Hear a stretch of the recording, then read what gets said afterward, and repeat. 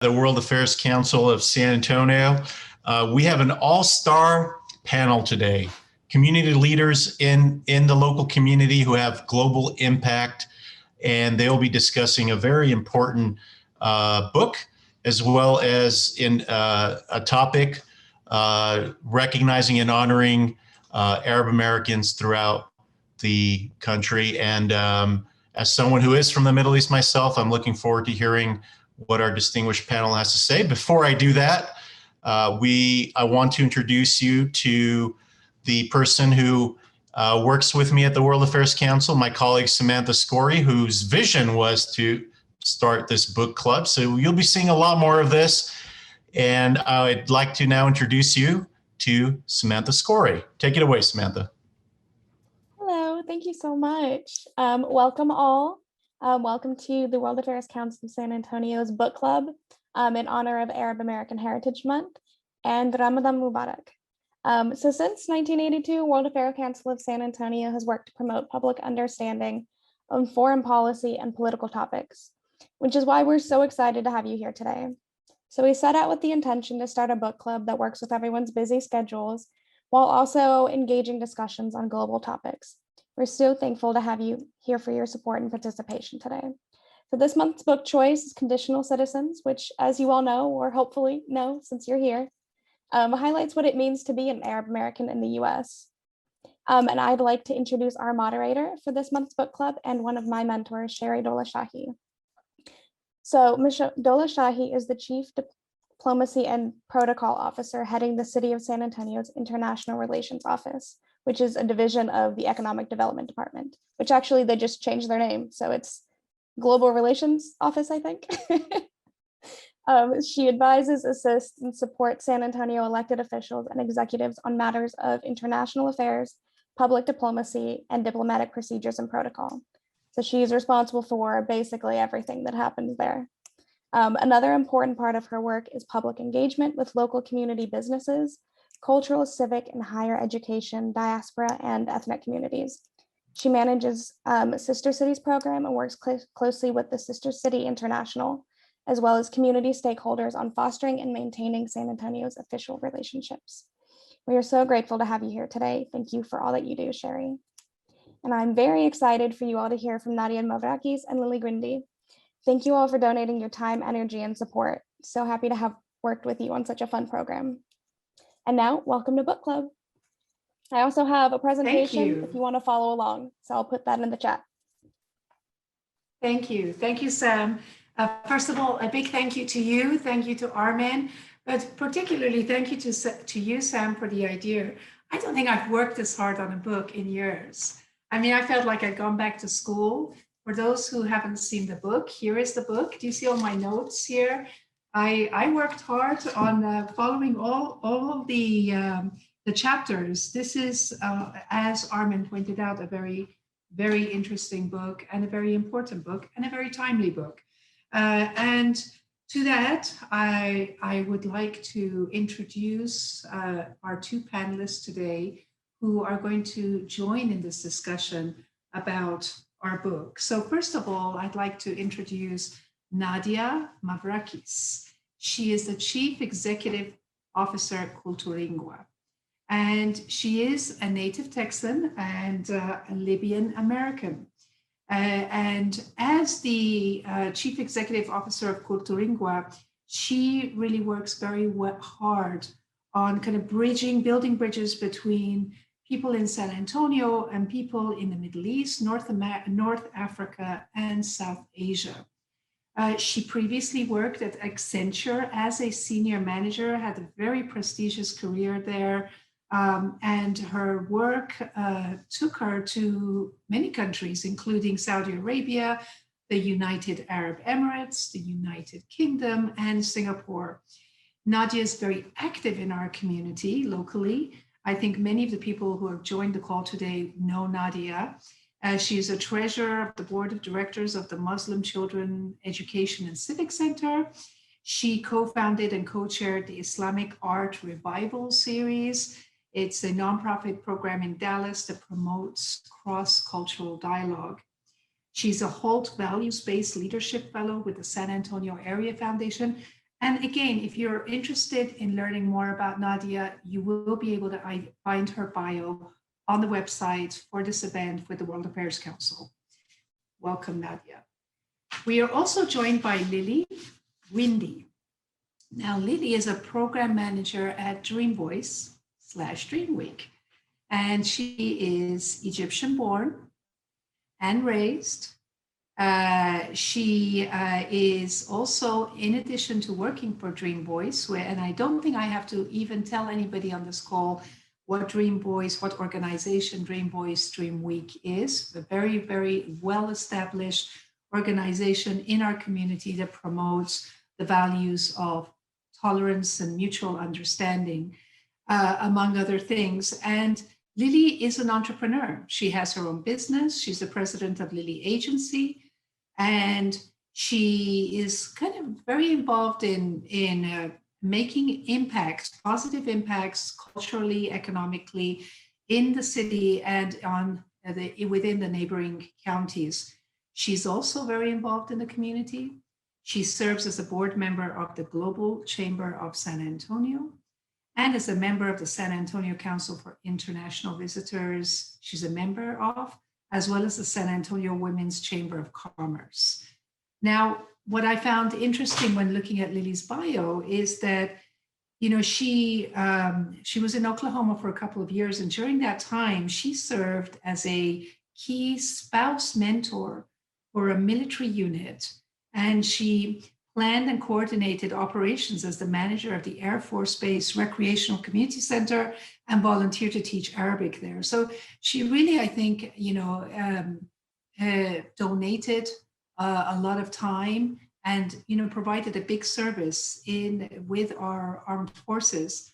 And prior to coming to the United States, she had worked at the US Embassy in Cairo, in Egypt, and was a cultural affairs advisor. So clearly working in the public affairs division of the embassy and focusing on citizen diplomacy programs through media, cultural, and education exchange.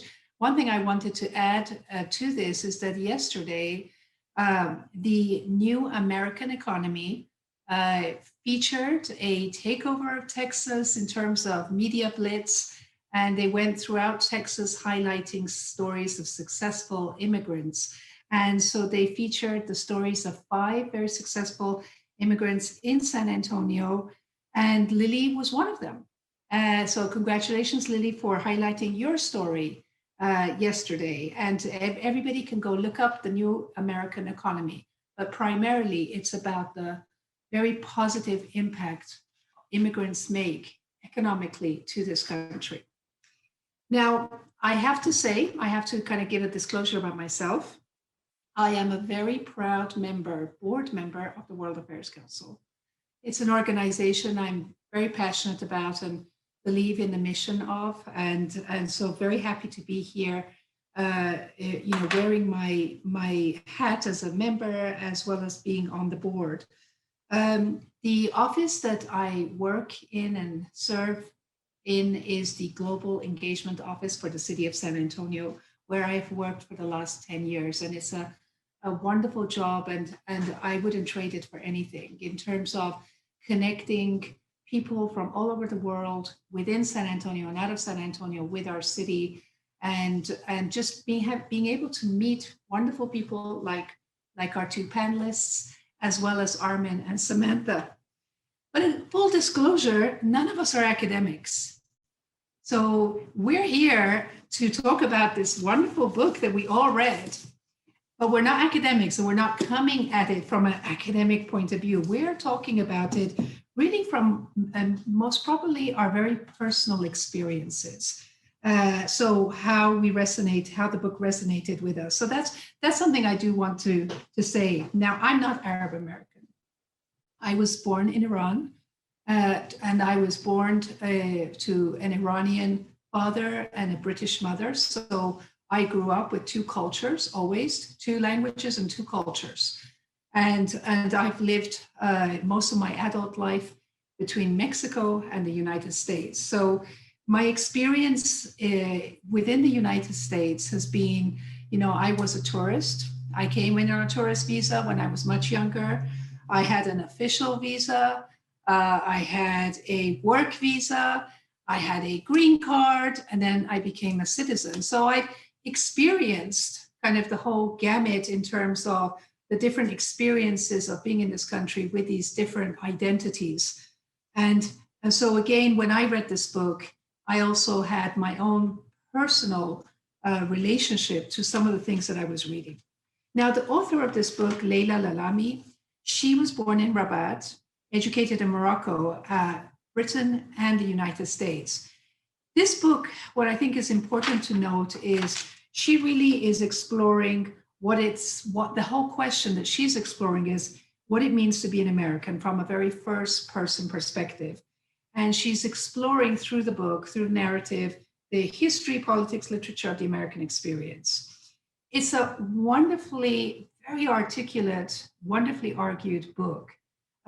She's laid out different themes in the book as chapters. So again, there are key chapters: allegiance, faith, borders, assimilation, tribe, caste, inheritance, and do not despair.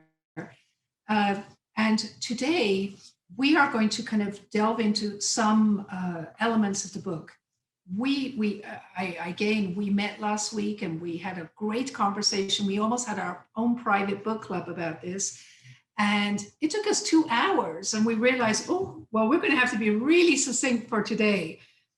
So if we don't go throughout the whole book, it's because there's just so much rich information to share. And we're going to kind of focus on key highlights that resonated with the panelists. So the first question I'm going to ask, and it's actually 3 questions, and then I'm going to let them kind of by this way introduce themselves, is first of all, did this book resonate with you? And how would you describe your answer in the question of your own experience here in this country? And then finally, as Arab American women, what can you tell us? What does that mean to you? So let's open it up. And I don't know if we have any volunteers to go first. Nadia? Sure, I can go first. Thank you. So hi, everyone. It's great to be here. And thank you to the World Affairs Council for hosting this and Sherry for moderating this conversation.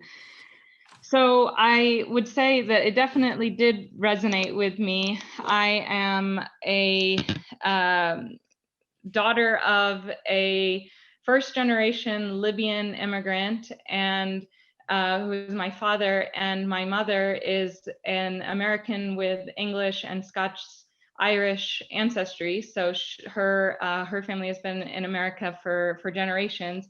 And my husband is a Libyan immigrant. And so I think that there were lots of aspects of the book that resonated with me and my personal experiences.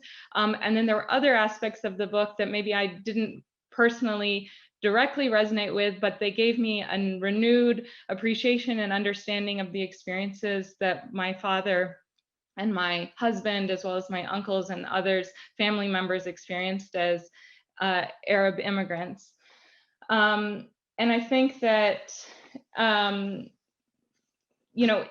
the conversation of being an Arab American and what that means to me, I think that there were so many experiences that I had growing up that that I'm so grateful to my parents and to our broader community that really helped give me these sort of really strong roots in being both an Arab and being an American. And it's something that I am actively working to also pass on to my children. I'll give a couple of examples. I was in an organization my mother and a friend of hers founded when I was in middle school, called AWA, which means yes in Arabic, but it also stood for Arab Young Women's Association in Dallas. And so there was an opportunity that we had to get together with other Arab adolescent women my age and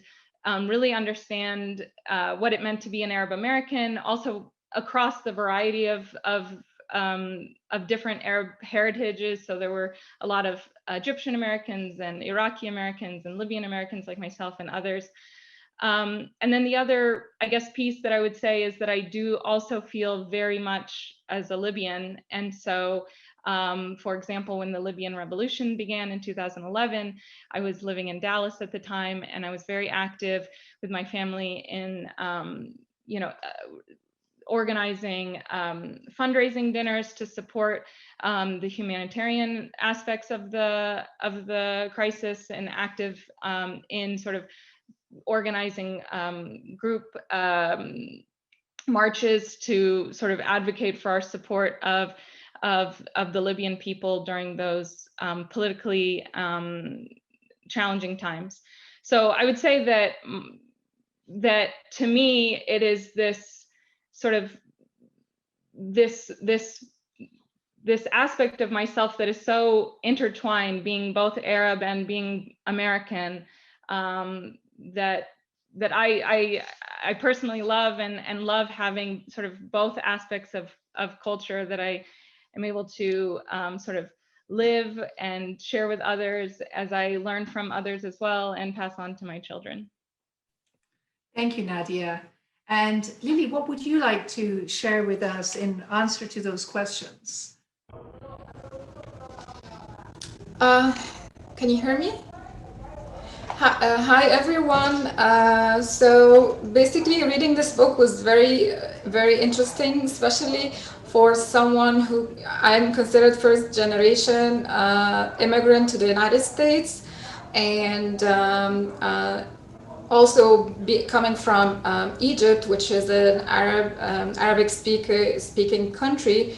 I would consider myself as a newcomer. So I've moved to the US 3 years ago, and it's been a learning process for me, because before that, as Sherry, you did mention, I had a tourist visa, and I came here for work trainings with the State Department, and I visited a few times, and that was before I got introduced to my fiance at the time, and got married and had to move to the United States.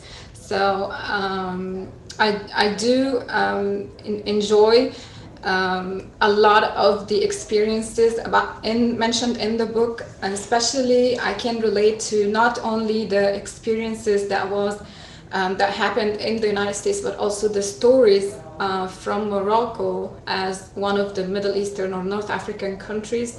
So there are many of the chapters talking about different, issues that I can definitely relate to. I love my culture, I love my language, and I try to also assist individuals immigrating to the United States, since it was not something easy at the beginning. You have to learn a lot of things, and that was a passion for me. So I want to be able to guide other individuals through their journey in the US as well. Thank you, Lilly. So with that, we're kind of moving to our first chapter of the book. And the first chapter is all about allegiance. The theme is allegiance. And I think pretty much early on in the book, on page 13 to be precise, she kind of starts telling the story of her experience being here during 9/11, and how a coworker kind of turned around and showed a completely different side of himself. And I'm taking this quote: "I remember pressing a software engineer on my team about meeting a project deadline, and his response was, 'What are you going to do? Shoot me? Isn't that how you people solve things?' Only a year earlier, this same coworker had shared a slice of citizenship apple pie with me." I mean, that was very powerful, that particular segment when she wrote that, because it was almost like overnight things switched. Even people she worked with, coworkers she was referencing, again, this is not everybody's experience. This is the author talking about her experience. And then the second quote I want to go to before we open it up is she writes, because I have, again on page 13, because I have light skin, however, these stories rank as inconveniences compared to those who are more visibly non-white or more conspicuously Muslim. Places of worship, community centers, and businesses were burned down or vandalized. Men were killed or assaulted, women were stripped of their headscarves, and children were taunted. So again, two very powerful statements that came out of that chapter, and I wonder how that read with you. How did you relate to that?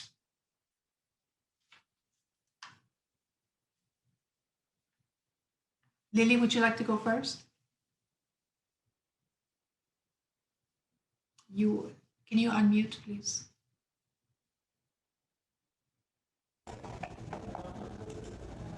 Yeah, go ahead. Yes, so actually, I wasn't there at the time, so reading that was kind of like a little bit shocking.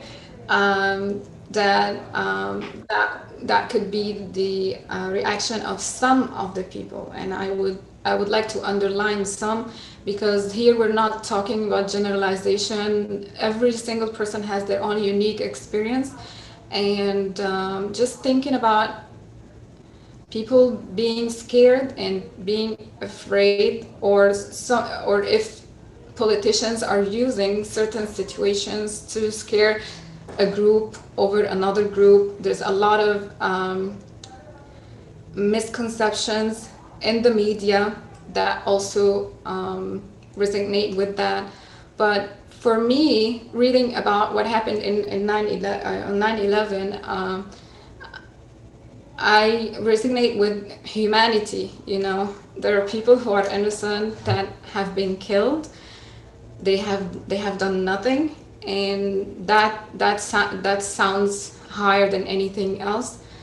But I do also understand that the group who were attacked afterwards are not the ones who did the attack themselves, and so they're also on that term innocence as well, and may not necessarily relate by any way to the attack. So I see that those kind of situations can easily cause a lot of hate or fear, but my role as a human being is to build those bridges where I can get to know somebody and work on those walls and get them down once I get to make a connection with someone who is different. Thank you. Nadia, did you want to add anything to that? Sure, and some of the themes I'll touch on will relate to what Lily said, but I'll first share sort of my experience on 9/11, which I was in high school at the time, and I had gone to school early that day to go to art tutorial to work on my art project. And it was just myself and two other girls in the art tutorial at the time who were friends. And one of them, actually her parents were from Iran, and she was talking to her friend saying, "Oh, did you hear what happened? My mother said when you go to school, don't tell anybody where you're from." And at the time I didn't know, first of all, what had happened. And then about an hour later, after school started, I realized what had happened. But I think that and then I'll say one other story, and I'll sort of reflect on both experiences, which is that also there was someone who was my neighbor, a woman who expressed, after a lot of these sort of hateful attacks had happened against people in America, and it was Muslims and Sikhs and a lot of people that sort of experienced hate crimes, expressed to me whether or not I needed help or my family needed help. And she was helping people going, who couldn't go grocery shopping or who felt fearful of going grocery shopping and things like that. So I think that it's my reflections are that that there's both this,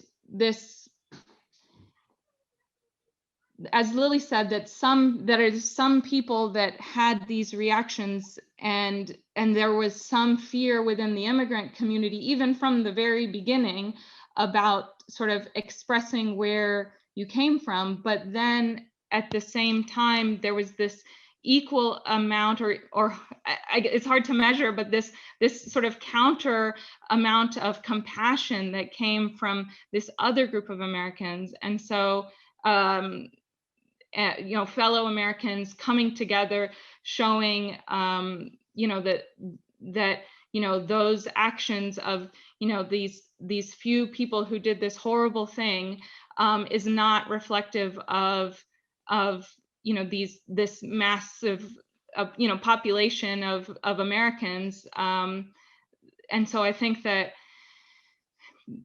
that's sort of my reflections, both personally and as I was reading her experiences, what I sort of thought of. Okay, thank you.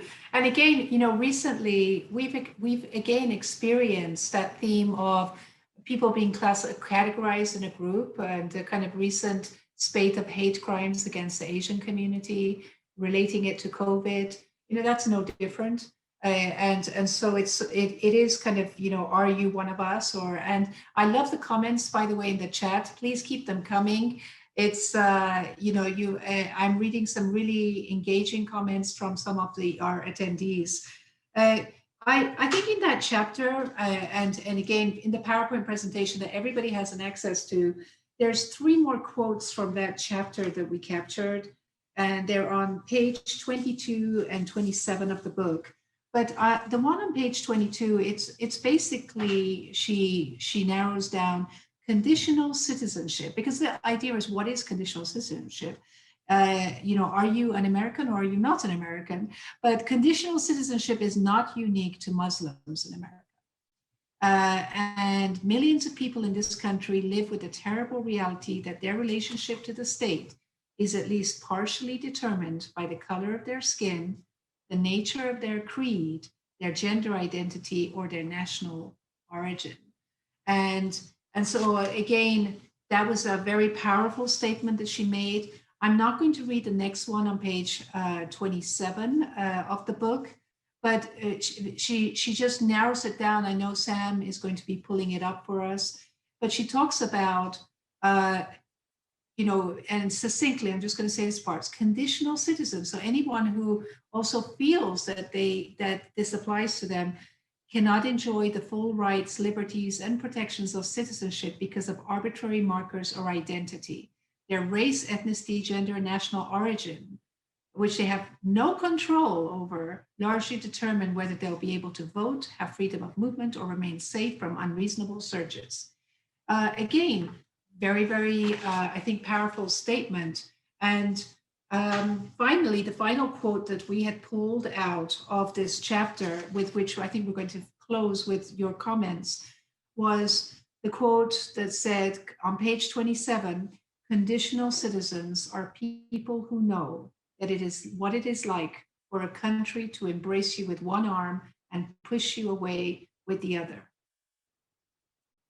So Nadia and Lilly, do you have anything to add to that before we move on, that you feel could amplify what she was trying to convey about conditional citizens? I think, so for me, I had to fill in the Census 2020, and one of the things that I had to answer as one of the questions was my race. And before coming to the United States, white and black are colors to me. And just coming here and having to choose between white, black, African American, Asian, or Hispanic, or others was kind of, you know, difficult, because I don't identify with any of these. And interestingly, it was under white is Egyptian, Lebanese, so all the Arab-speaking countries are considered white. And so, oh wow, okay, if am I going to enjoy the privilege of being white in the United States? I think Arab Americans are a minority, and or they are considered or seen as a minority, although they are white in the census or in the government paperwork. So I'm not sure why we have to choose white, but I don't see doing anything to Arab Americans, and being able to just choose others make you like you're the other. I don't know what does that mean, but it's kind of like very difficult to know what you should identify with and how you can build actually this allegiance to the home country that you live in at the moment, while you cannot identify with a specific group or with the majority, because it's just either a label or a name, but you're not really experiencing the same things, or you're not exercising the same rights, maybe. And then I had to do my driving license, and there was no others. So you either have to choose white or black, African, Asian, or Hispanic. And that also was like, I'm still new, so I don't want to make that choice, because I don't identify with any of that. So until I figure out which race I want to pick, it's kind of like hard, especially with some people say, oh, you don't look white, so definitely you're considered kind of black. But African American community and black, not necessarily okay with me being black or African American, because I'm basically just an immigrant from another country. You know what I'm saying? And I was just going to add on that last quote, Sherry, that you mentioned, that I think that made me reflect on how I viewed my father's experience as an Arab American and a U.S. citizen, where he would emphasize how much he felt very American, and he still does, compared to my British Libyan uncles and aunts, for example, who have expressed that they feel this division, that they never really are quite British. And I always thought, or grew up thinking, well, that's what's so great about America, and I've that we're really so accepting and everything. And I've come to realize that I think that my father was protecting me in some ways from the pain that he went through as an immigrant, and I think that that quote is really sort of apropos as to that experience of immigrants in America. Thank you. And both of you, without realizing it, we actually went into the chapter on tribe because we were going to, it's true, all of this that you are mentioning in this experience really has to do with, again, these labels. And I'll tell you, I had that experience when I lived here the first time. The second time, I always found it very hard to put a label on myself, and I don't know that every country does that. So it is something, and I'm seeing all the chat and the comments again about the census here. I think because of the time, I'm going to move forward to just make some comments. The chapter on faith, I think what I really wanted to pull out on faith on that chapter was that very often there's an assumption you're Arab American, there's an assumption that you're Muslim. And there's immediate judgment by some people. And again, it's not a monolithic culture. There's so many different histories, different dialects within the language, but also different religions and faiths systems. And so I think on page number 44 of the book, she really kind of pulled out this quote and said, conditional citizenship is characterized by the burden of having to educate white Americans about all the ways in which one is different from them, but it doesn't make you any less American, of course. And so that I thought was excellent, that comparison, where again, she says, you know, just because you have a different religion doesn't make you any less American. What were your thoughts on that?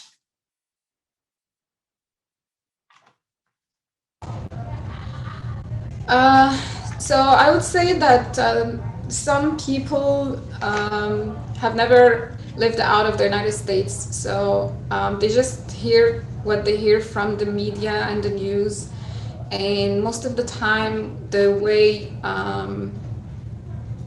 Arabs are portrayed in the media is through their religion and acts of violence or stuff like that. So it's automatically that people would think an Arab American is a Muslim. And some people ask me that question too when I just introduce myself and say I speak Arabic or I'm from Egypt.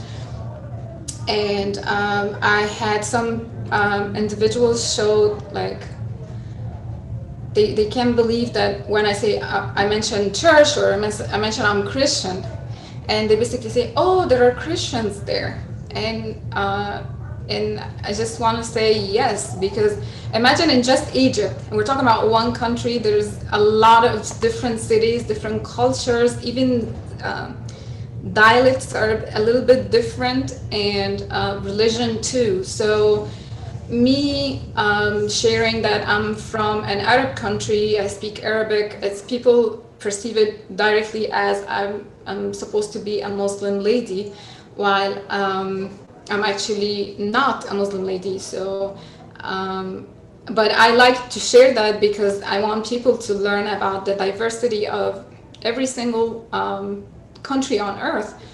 And I think that my experience has formed me the way that I want to be able to share those educational information with as many people as I can, so they can learn more about how diverse Egypt or the Arab world could be. But definitely assuming just the Arab Americans are Muslims and Muslims are portrayed in a specific way in the media, it just hurts so many people, because they can even you are already perceived as something, like people has already judged you, like, and it doesn't give the space for somebody to really show who they are and how they are different, how they are unique than anyone else. Thank you, Lily. Thank you. Nadia, do you want me to go straight into assimilation, or do you want to say something? I was just going to add something briefly, which was sort of, and I just put in the quote that I'm referencing, which was from 2 pages later, page 46, which is what I think is a really good next step in terms of the moves of how we can move as a society towards this sort of understanding of this multicultural country with different faiths and things like that. And so she talks about coexistence is not a passive state, but it's becoming familiar through exposure to works of imagination or personal interaction with people that are different, and how important this is for, you know, citizens that belong to distinct religious faiths. And so as I was reflecting on that, I thought about, you know, experiences that I had growing up. For example, my mother and my mother's side of the family is Christian, so celebrating Christmas with them, and celebrating Muslim holidays with my father and his family. I remember going to my father's coworker's house to celebrate Rosh Hashanah with them, and sharing in those different traditions. As Sherry mentioned, I'm on the board of directors of Muslim Children Education and Civic Center here in San Antonio, and MCECC hosts a fastathon every year to invite non-Muslims to fast, and sort of as a means of I think this gets to exactly her point here about this coexistence and having these sort of shared experiences to have better understanding of everybody that we are and that we're all part of sort of this community, and the richness and diversity makes that community so unique. Thank you. And you actually, that dovetails very nicely into the next chapter. I think when we spoke last week, we all agreed that perhaps this chapter, the chapter on assimilation, was a chapter that we had so much to talk about. And I'm regrettably, I keep looking at the clock and our time is squeezing, is getting smaller. So Nadia, I know you had a lot you wanted to talk about with regards to the chapter on assimilation.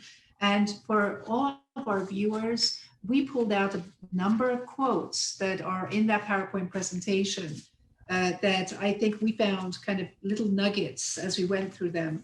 And so Nadia, I know that you brought up the topic of assimilation versus acculturation. So why don't you go first and kind of address maybe what resonated with you in that chapter? Sure. So I'll say a few things.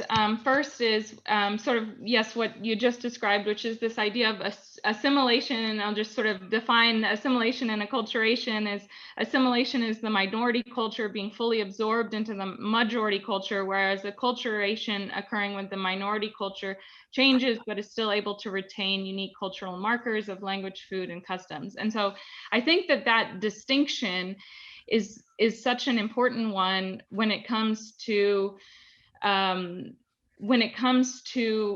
thinking about the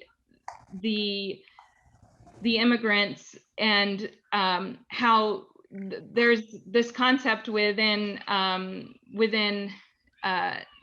the immigration sector in America that is focusing on cultural assets that immigrants bring, and how those can really serve as sort of this bridge where those are assets that they bring, and then and longstanding Americans learn from the cultural assets of the new Americans, just as new Americans learn from the sort of the assets that the longstanding Americans have, and how those cultural assets are celebrated. And I think that is something that is something that is not always emphasized, but I think here in San Antonio we have so much focus on the unique cultures, whether it be through the UNESCO City of Gastronomy efforts related to celebrating the unique food cultures here in San Antonio, and other efforts.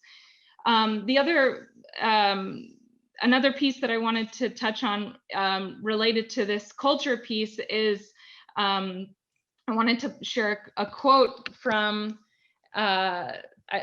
I had the opportunity in 2006 to go to an exhibit at the British Museum called Word into Art, Art from the Modern Middle East. And I had read an article just months before, I'm just putting the quote in the chat, with the then director of the British Museum, Neil McGregor.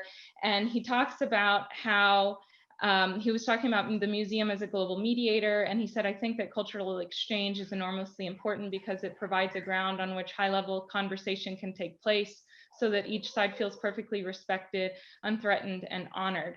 And I think that this idea of, and so the British Museum had this exhibit that I saw was this, as I said, art from the modern Middle East, which was, the goal was to sort of use art as a means to bridge cultures, which really was the mission of the work that I did in the Islamic Art Revival series in Dallas, as Sherry mentioned. And I think that that there's this need to really focus on culture and cultural exchange as a means to promote increased understanding and mutual respect between different individuals. Now, you were also going to share with us a poem from Naomi Shabnai, a Yes. San Antonio poet, an Arab American, and which you related it to language as part of the topic on assimilation. Do you have it with you? Perfect. Thank Yes. you, Sam.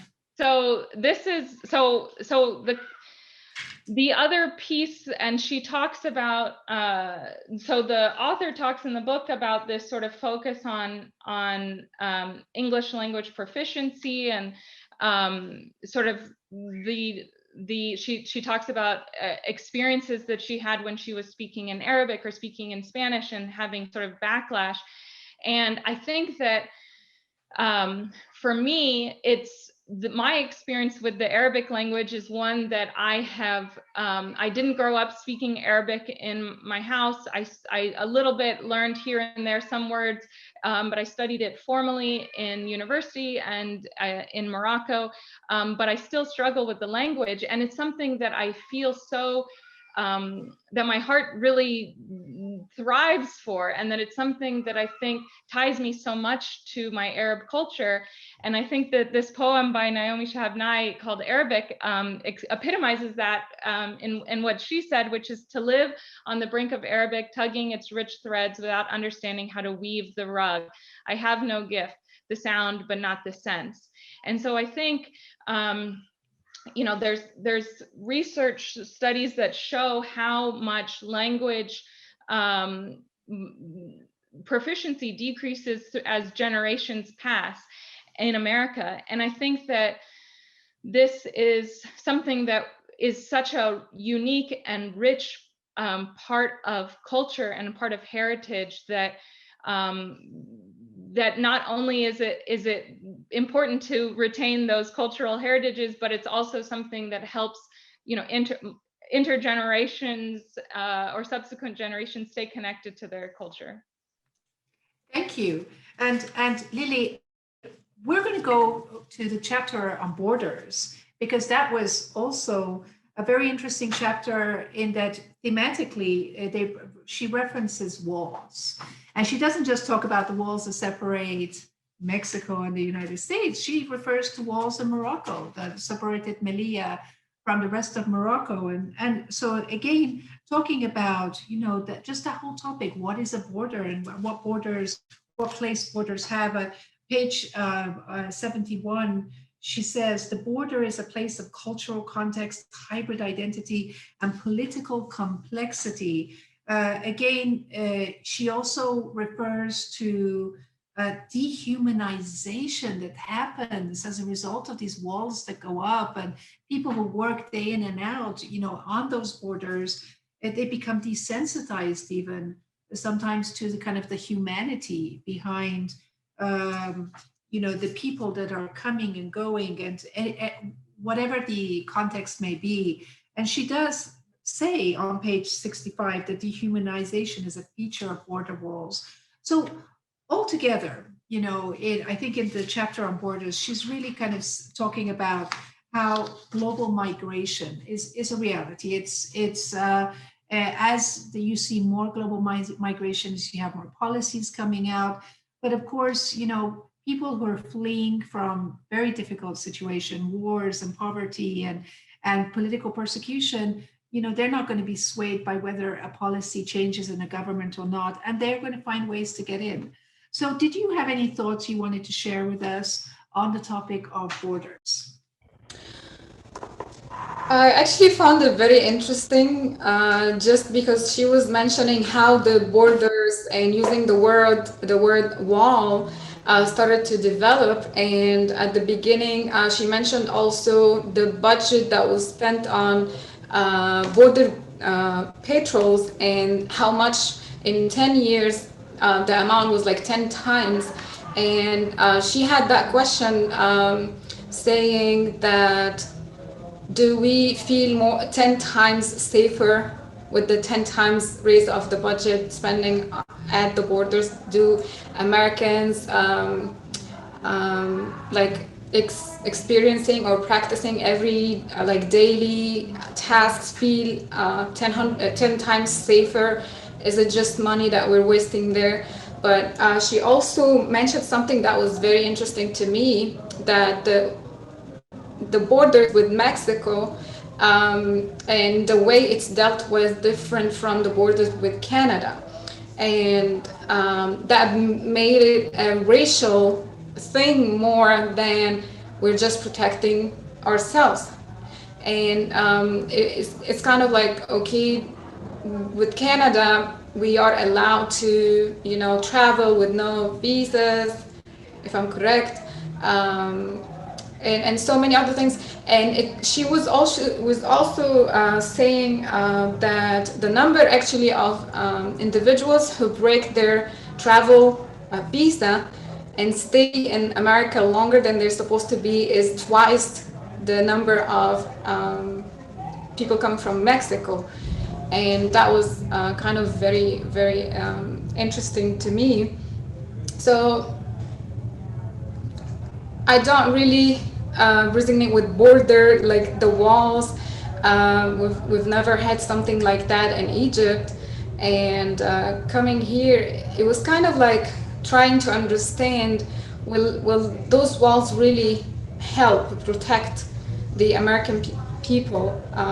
Or how do we actually not let it be used through the political agendas, but literally caring for the people? And do we deal with Mexicans as we deal with people from Canada? I think coming to America thinking everybody is equal under the Constitution, this is how it should be. But it was very interesting to me to read the part about Canada as well. Thank you. Now, the next chapter was about tribe, and that was the chapter that really touched on the whole topic of census and how people are categorized and classified, and also talks about white privilege and whiteness, and I think one of my takeaways again from this particular chapter is obviously, and it was again came through very strongly. Many, for instance, members of the Arab community, they're told to check the box as white people, but by doing that, they don't have then access to so many programs that are available to them as a minority. And and I did see in the chat again some really good comments and input. We on page 115, we had highlighted, I think that's what I want to highlight from this particular chapter, was that legally Arabs are white. They are not entitled to special considerations such as federal protections or affirmative action programs, but in practice, Arabs are non-white as evidenced by government programs that target them as a class. Culturally too, they're treated as a separate race. So again, a really interesting chapter. And we are coming closely to the end, and I did want to kind of just quickly go through, let everybody know that the chapter on caste, that really talked a lot. I think the backdrop of caste was very much I think it resonated because of everything we've lived through this year. Black Lives Matter movement, the whole kind of coming to the forefront about racial equity, addressing the topics of systematic racism in this that people in certain groups experience throughout the country. And so I think in that chapter, she really addresses that. And something that resonated to kind of close that chapter out was she really highlights how the poor are disempowered, but she draws a big distinction in page 128 between the way poor are viewed perhaps here, kind of almost criminalized. Poverty is being criminalized. It's kind of welfare and criminal justice system go hand in hand. And she talks about how in Morocco, poverty is a matter of chance, but in the US, it's treated as a matter of choice.